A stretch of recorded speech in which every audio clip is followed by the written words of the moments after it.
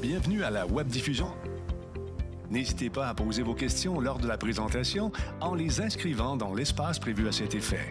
Ainsi, nous pourrons y répondre à la fin de la présentation. Nous vous souhaitons une bonne webdiffusion.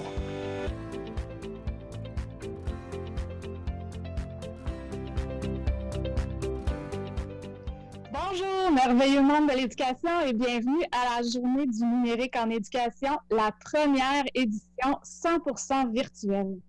Je m'appelle Annick Gilbert, je suis enseignante de français à l'école secondaire Cardinal-Roy pour les élèves du profil découverte.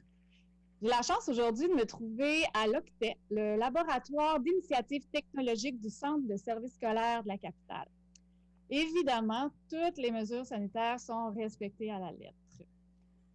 Certains se demandent peut-être qui est cet illustre inconnu à l'animation.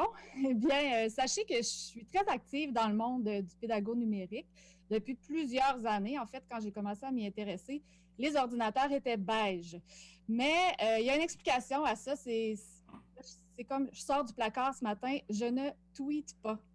Je ne suis pas une adepte du petit oiseau bleu. Voilà qui explique. Alors, chers membres de l'éducation, aujourd'hui, on est vendredi 13 novembre et ça fait exactement 8 mois que depuis le vendredi 13 mars, que le visage de notre profession a été transformé. Évidemment, le changement, ça vient avec son lot de défis. Je pense bien sûr à plusieurs enseignantes et enseignants de mon entourage, mes amis Mélanie, Julie, ma cousine Marie-Ève, qui doivent jongler avec l'implantation d'un programme d'anglais intensif, tenir à bout de bras une concentration musique ou faire cheminer des tout petits de première année qui n'étaient pas tout à fait prêts avec tout ce que la situation actuelle représente comme défi. Je pense aussi à tous mes collègues pour qui, il y a 8 mois, la technologie numérique, ça servait à prendre des courriels ou à enregistrer des documents et qui, aujourd'hui, enseignent en formule hybride et développent des cours en ligne. Des exemples, vous en avez sûrement des dizaines en tête et je tiens à ce qu'on se le dise, monde de l'éducation. On a fait un travail colossal depuis 8 mois. Je vous admire puis je vous lève mon chapeau. Le changement, ça nous sort de notre zone de confort. J'en suis une preuve ce matin. Ça nous fait évoluer et ça apporte aussi son lot de positifs. Et c'est là-dessus qu'on va se concentrer aujourd'hui. Oui, le contexte de pandémie nous a confrontés à de nombreux défis, mais avec un peu de recul, on peut clairement dire que de nombreux projets innovateurs, de nouvelles méthodes de travail ont vu le jour au cours des derniers mois. Et c'est ce que nous allons célébrer et mettre en lumière aujourd'hui. Cette première édition 100% virtuelle nous permet d'offrir des formations à plus de gens que jamais. Nous sommes présentement plus de 6400 enseignants et enseignantes professionnels de l'éducation réunis aujourd'hui. Tous présents pour en apprendre davantage sur l'utilisation pédagogique du numérique. Aujourd'hui, c'est une journée pour se rappeler de jamais oublier de se connecter avant tout à l'humain derrière l'écran. Alors, à chacun d'entre vous, je souhaite la bienvenue. Je vous présente, sans plus tarder, mon collègue animateur de la journée, Brian Saint-Louis, relationniste de presse à la Direction générale des communications du ministère de l'Éducation. Allô, Brian? Bonjour, Annick. Alors, je suis très heureux d'être parmi vous aujourd'hui, évidemment. Et là, on va débuter cette journée sans tarder parce que vous avez vu qu'il y a un gros planning pour cette journée. Donc, on va la débuter avec une conversation avec deux invités, le ministre de l'Éducation, M. Jean-François Roberge, et son collègue, le ministre délégué à la transformation numérique gouvernementale, M. Éric Kerr. Bonjour, messieurs. Bonjour. Alors, on va avoir une petite discussion ensemble. M. Roberge, la programmation de cette première journée, cette première édition 100% virtuelle est évidemment riche en contenu cette année. Elle est aussi tellement pertinente dans le contexte de la pandémie qui nous touche actuellement. En ce sens, est-ce que vous pourriez nous parler de votre vision de cet événement et de son importance? Je vous dirais qu'elle est vraiment nécessaire, plus que jamais, cette journée du numérique. Elle arrive à point nommé. Je sais d'ailleurs qu'il y a plusieurs écoles, plusieurs centres de services scolaires qui ont utilisé une des 3 journées de formation en la plaçant spécifiquement aujourd'hui. Donc, je suis content de voir que les gens ont saisi la balle au bon, puis vont profiter de l'occasion d'aujourd'hui pour se former encore davantage. Vous l'avez dit, plus de 6400 personnes, c'est exceptionnel. Puis, ça démontre bien qu'il y a des opportunités quand se présentent des défis parce que, bon, il y avait déjà eu des journées du numérique, mais je pense qu'il n'y en avait jamais eu avec autant de participation. Donc, la contrainte de ne pas pouvoir le faire en présentiel avec ce nouveau mot qui a fait son apparition et de le faire en virtuel, dans le fond, est devenu une opportunité. Je trouve ça intéressant de souligner qu'il y a des gens, des organisations scolaires francophones, anglophones, mais aussi autochtones qui sont autour de la table virtuelle. Bienvenue à tous et à toutes. On est content que vous soyez là. C'est sûr que le numérique va prendre une place plus grande. Bon, c'est une évidence. Puis en plus, les gens qui sont autour de la table virtuelle aujourd'hui en sont bien conscients. Puis vous êtes des joueurs de ça. L'événement d'aujourd'hui, je pense que c'est quelque chose qui nous permet de tirer le maximum des outils, des applications, des logiciels. C'est un événement aussi qui nous permet d'y voir plus clair. C'est un événement qui nous permet de développer notre compétence numérique un peu plus. Ça ne se fait pas en une journée, mais disons, dans certains cas, de l'apprivoiser, puis dans d'autres cas, carrément de la faire fleurir puis de la développer, mais c'est une opportunité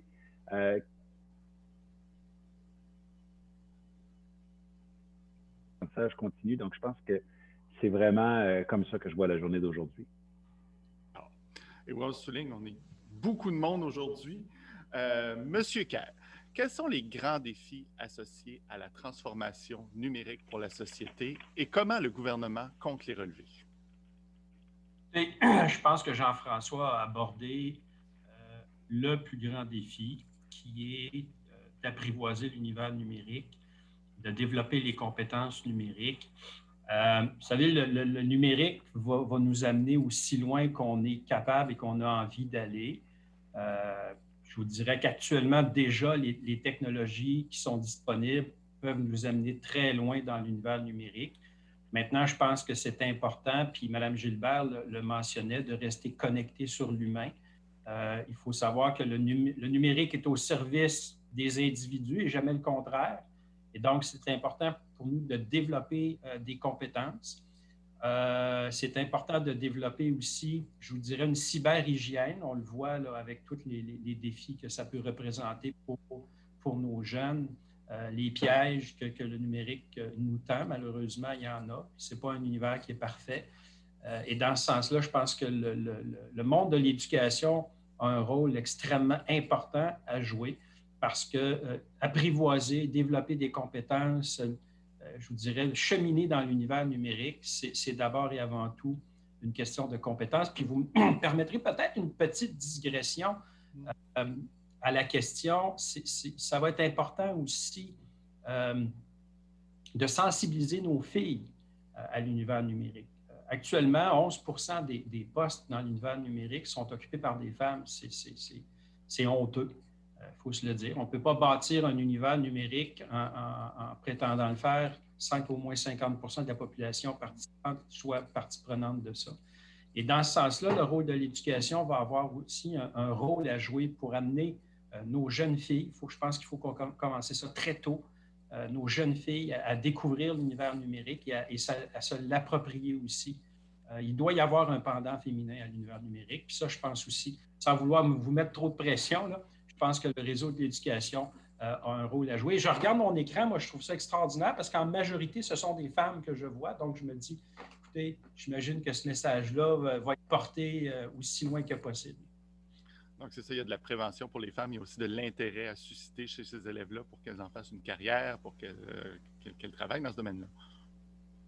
Voilà. Il y a des modèles aussi, hein? Je veux dire, ça prend des modèles, ça prend des femmes qui vont aller aussi loin que possible d'aller dans l'univers numérique, qui vont occuper le devant de la scène, ça prend des modèles à l'école. C'est ça qui va aussi donner le message à nos jeunes filles que l'univers numérique, il leur appartient tout autant qu'à nos garçons. Et ça va transformer le numérique pour elles également, leur participation active dans ce domaine-là. C'est très intéressant comme sujet, oui. Monsieur Roberge, la pandémie nous a amené à transformer plus rapidement les pratiques, évidemment, en matière de numérique en contexte scolaire. Comme vous l'avez mentionné, ce n'est qu'un début, bien sûr, cette escalade-là qui est arrivée très rapidement. Comment voyez-vous les défis à venir? Il y a effectivement des opportunités. On veut tabler là-dessus. On est positif, on est constructif. Il y a aussi des dangers. Il y a aussi des défis à relever, des écueils à éviter. D'abord, c'est normal qu'on veuille explorer, qu'on veuille se promener dans l'univers numérique, essayer plusieurs choses, c'est sûr, mais il faut prendre garde aux modes. En éducation, parfois, il y a des modes. Bien avant que le numérique arrive, des fois, il y a des pratiques qui n'étaient pas nécessairement les meilleures, qui ont été implantées à la grandeur, des fois en fonction du charisme des promoteurs, des outils marketing plus efficaces d'une entreprise à l'autre. Donc, il faut faire attention au mode et vraiment de vérifier l'efficacité des pratiques, de les tester, de se donner le droit de les essayer, bien sûr, mais de se donner le droit aussi de changer d'idée si on se rend compte après quelques mois que finalement l'outil, le logiciel, l'appareil qu'on utilise, c'est pas le meilleur d'un point de vue techno-pédagogique pour nous avancer, mais pour faire avancer nos élèves. Donc ça, je vous dirais, c'est un danger. Il y a le danger aussi de se perdre devant la pluralité de l'offre. À un moment donné, c'est comme l'information, trop d'informations tue l'information. C'est plus quel site regarder, à quelle source se fier. C'est vrai aussi dans le numérique, il y a tellement d'entreprises, tellement de choses qui sont disponibles qu'il faut faire le tri. Et c'est là que le gouvernement est là pour vous aider. Mais je vous dirais davantage encore les gens dans les écoles, les gens dans le réseau, les conseillers pédagogiques sont là pour aider. Puis moi, je mise aussi sur des leaders pédagogiques dans chaque école. Puis, bon, on est en période de négociation, mais nous, on veut vraiment avoir des personnes de confiance, des enseignants, leaders pédagogiques qui vont aider les profs à se démêler dans tout ça. Puis l'autre défi aussi, c'est de développer les 12 dimensions de sa compétence numérique. Parce que des fois, on a tendance à faire toujours plus de ce qu'on aime, de ce qu'on préfère, puis de développer vraiment une section de la compétence numérique, peut-être en négligeant les autres. Et donc, je nous invite tous ensemble à utiliser l'outil interactif de diagnostic de notre compétence numérique pour travailler nos forces, mais aussi travailler des enjeux.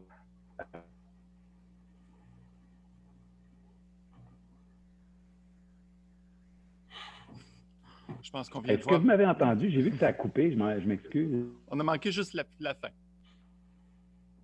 Je prends une seconde pour dire, je ne sais pas si les gens ont déjà entendu, mais juste dire que je pense que c'est important de développer les 12 dimensions de la compétence numérique. Puis le danger, c'est de se concentrer sur ce qu'on aime le plus. Une des dimensions de la compétence numérique est de toujours travailler celle-ci, alors qu'il faut travailler fort l'ensemble de la compétence numérique, les 12 dimensions. Puis je vous invite à utiliser l'outil interactif de diagnostic de la compétence numérique. C'est ce que je disais. Une grande expérience numérique qui se développe dans toutes les écoles. Donc, très intéressant ce résultat-là qu'on aura quand même. C'est une expérience cette année, il faut le voir comme ça. Monsieur Kerr, on entend souvent parler d'incidents liés à l'utilisation du numérique. Vous parliez de nos filles de façon très positive tout à l'heure, mais entre autres, elles aussi, les jeunes. Les jeunes, est-ce qu'ils ont la vigilance nécessaire pour utiliser le numérique en toute sécurité en ce moment?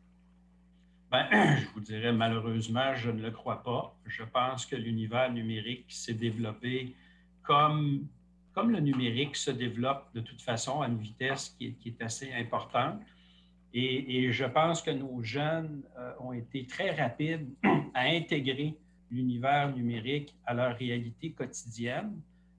Écoutez, moi, j'ai des enfants, j'ai l'impression souvent que le cellulaire, c'est une extension de leur main maintenant. Et quand on demande de le fermer, la tablette ou le cellulaire, j'ai l'impression de procéder à l'ablation d'un membre. Donc, on comprend que pour eux, maintenant, c'est une façon de communiquer, c'est une façon d'interagir, c'est une façon de sociabiliser. Mais ils n'ont pas nécessairement développé cette espèce de vision périphérique qui vient avec un univers qui n'est pas sans danger. Les parents, il faut bien le dire, là, les gens de ma génération, peut-être un peu plus jeunes, n'ont pas non plus nécessairement développé ces compétences-là. Donc, c'est difficile pour nous d'enseigner à nos enfants ce que nous-mêmes, on ne connaît pas, on ne maîtrise pas.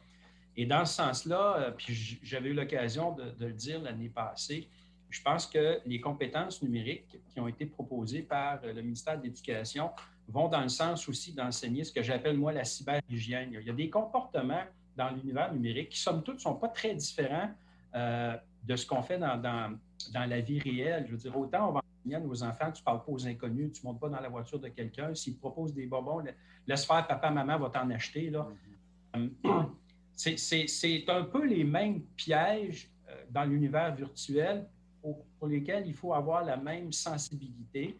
Mais ça s'enseigne. Je pense qu'autant les parents, mais le monde de l'éducation, on a une espèce de responsabilité collective de faire en sorte que nos enfants développent des réflexes de protection dans cet univers-là. Puis l'idée, c'est pas d'interdire. L'idée, c'est pas de dire « Ah non, on ne fait pas ça ». C'est juste d'apprendre à bien utiliser ces outils-là. Ce n'est pas d'essayer d'aseptiser l'univers, mais c'est de détecter où sont les pièges, comment agissent les personnes mal intentionnées, comment on peut éviter ça, et pour utiliser le plein potentiel du numérique sans avoir à subir les contre-coups. Parce qu'il faut comprendre que, contrairement à l'univers réel, les pièges du numérique ont une envergure nettement plus large, là. Je veux dire, une photo malheureuse qui est publiée dans l'univers numérique, là, c'est pas comme une photo papier qui se passe entre amis. Il faut comprendre que c'est la planète au complet qui y accède. Donc, les pièges sont les mêmes, mais les conséquences sont surdimensionnées et c'est d'autant plus important d'enseigner à nos jeunes cette prudence élémentaire-là et d'avoir des comportements qui sont respectueux d'eux-mêmes, premièrement, et qui font en sorte qu'ils vont être capables justement de naviguer dans l'univers numérique sans avoir à le regretter pour le restant de leur vie. Monsieur Kerr, il y a les dangers, mais il y a aussi toutes les possibilités, bien sûr, de ce numérique-là. Il y a énormément de positifs. Il y a des milliards de données, de possibilités avec le numérique. Comment vous voyez nos possibilités? Qu'est-ce qui s'offre à nous par rapport à toute l'exploitation de ces données-là et de ces possibilités-là? Bien, je pense que vous l'avez bien dit. Les possibilités sont infinies. Pensons aux bâtiments intelligents. Je veux dire, une belle école, oui, mais une école qui est belle et intelligente, pourquoi pas? Pensons à la réalité augmentée, la réalité virtuelle. Tout ce qu'on peut faire avec ça au niveau pédagogique, l'école qui devient une aide à l'instruction, qui devient un assistant professeur. Mais comprenez-moi bien, là, l'école ne remplacera jamais le professeur parce que, comme on a dit, il faut que le numérique soit au service de l'individu, mais les possibilités sont infinies. Il faut être évidemment capable de les intégrer et ça nous ramène aux compétences. Évidemment, plus on va développer notre sens aiguisé du numérique, plus on va voir les possibilités, plus on va les intégrer et plus on va se rendre compte que, écoutez, je vous dirais, la technologie qui est disponible, là, puis on ne parle pas du futur, là, on parle de ce qu'on pourrait faire maintenant. Là. Il y a des possibilités qui sont infinies et qui vont probablement aussi loin que notre imagination peut nous conduire. C'est simplement une question d'intégrer ça, de le considérer. Tantôt, Jean-François parlait de ne pas tomber dans les modes et c'est tout à fait exact. Il faut éviter les pièges du paraître. Par contre, il faut rester toujours à l'affût de ce qui se fait puis aller voir. Moi, je pense que c'est en droite ligne avec ce que devrait être puis ce qu'est le réseau de l'éducation et de l'enseignement. C'est de la curiosité, c'est d'aller voir, d'essayer, de jamais rejeter quelque chose a priori, de toujours voir s'il y a une utilité, s'il y a une fonctionnalité, s'il y a un intérêt, si on peut l'amener plus loin. C'est ça le numérique. Hein? Alors, je vous dirais que les possibilités sont celles qu'on va bien vouloir se donner. C'est un défi stimulant. Je me doute qu'on va en parler beaucoup aujourd'hui. Monsieur Roberge, dernière question. Si je paraphrase le titre d'un livre que vous connaissez bien et que je vous parle de l'école de demain, si je vous demande quelles sont les avenues qui vont s'ouvrir avec le numérique pour l'école, qu'est-ce que vous me répondez? Les avenues sont très, très grandes. Les opportunités sont très grandes. On parle beaucoup dernièrement, à cause du contexte actuel, d'enseignement à distance, d'enseignement commodal. Je peux comprendre l'intérêt de ça, les opportunités de ça, mais je pense que le numérique doit être utilisé surtout pour connecter les gens et pour permettre à chacun d'apprendre à son rythme, d'apprendre avec des outils qui lui ressemblent. Et je pense qu'il y a dans le numérique beaucoup d'opportunités pour venir soutenir les élèves qui ont des besoins particuliers, les élèves qui sont vulnérables. Donc, l'interconnectivité entre les élèves et l'enseignant, entre les élèves eux-mêmes, entre les différentes classes. Avant, il y avait une mode où on écrivait là, par papier, connecter des écoles par correspondance, écrire à des élèves en France, en Belgique, ailleurs au Canada. Ça demeure pertinent, ça demeure intéressant, mais on peut maintenant connecter des classes entre elles. Ça, je pense que c'est une des visions de l'école de demain. Puis de voir, évidemment, la plus-value pédagogique de tout ça. La motivation que les jeunes peuvent gagner, la motivation des enseignants aussi. Il ne faut pas sous-estimer ça, le plaisir de l'enseignant de découvrir quelque chose de nouveau, de l'essayer, de voir les impacts positifs dans sa classe ou même sur 2, 3, 4 élèves de sa classe qui étaient en difficulté scolaire et qui surmontent leurs épreuves. Je pense que c'est beaucoup ça, les nouvelles avenues. Je pense aussi qu'il y a dans le numérique des opportunités pour développer d'autres compétences. Le numérique pour le numérique, ça, à un moment donné, ça a ses limites, mais je pense que le numérique peut permettre aux enseignants aussi de développer l'ensemble des compétences. Puis d'ailleurs, je le répète, mais très, très bientôt, le gouvernement rendra public un nouvel outil de référentiel de compétences de la profession enseignante. Le numérique en fera partie, mais moi, je pense même que le numérique peut être un moteur de développement professionnel pour développer toutes les autres compétences des enseignants. Donc, beaucoup d'opportunités. On a parlé des dangers.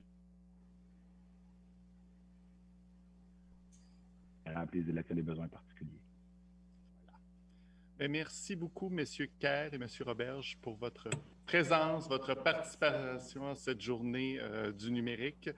Moi, je laisse l'écran maintenant à Annick et je vous souhaite bien sûr une belle journée. Merci. Au revoir. Merci beaucoup. Bonne journée. Merci, Brian. Donc, avant de passer au prochain bloc, j'aimerais vous expliquer le déroulement de la journée ainsi que le fonctionnement de la plateforme. Donc, au bas de la page, vous trouverez l'horaire de la journée avec tous les ateliers et les conférences. Pour accéder à une salle de formation, vous devez seulement cliquer sur l'encadré désiré. Mais attendez avant de cliquer, faites pas comme mes élèves, attendez la fin de la consigne. Donc, comme la journée du numérique se déroule en direct, vous allez pouvoir naviguer entre les 4 différentes salles de formation, mais seulement à l'heure prévue à l'horaire. Pour communiquer avec les formateurs ou les modérateurs, c'est très simple. Vous n'avez qu'à écrire votre question dans le module texte qui est prévu à cet effet sous l'encadré vidéo.